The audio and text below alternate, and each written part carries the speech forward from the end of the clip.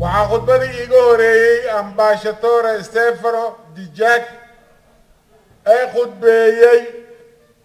وعن جعلنا مانت أمباشاتور ديجاك إنه كخد بيو أفكا تلياني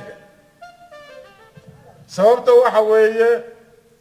دستور كنا يدو لغو خري أفكا رسمية أو أف سومالي عربي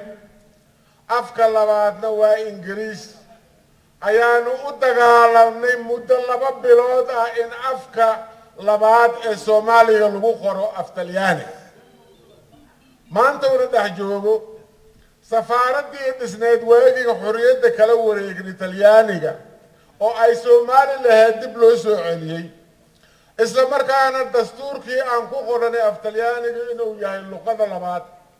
waxaan ka sugaynay inuu maanta ku qudbeeyo af Talyaani maana ma rabin inuu af Ingiriisi ee luqadda labaad oo dastuurku ku qoran inuu ku qudbeeyo Ingiriisna wuxuu gumeystay gobolada waqooyi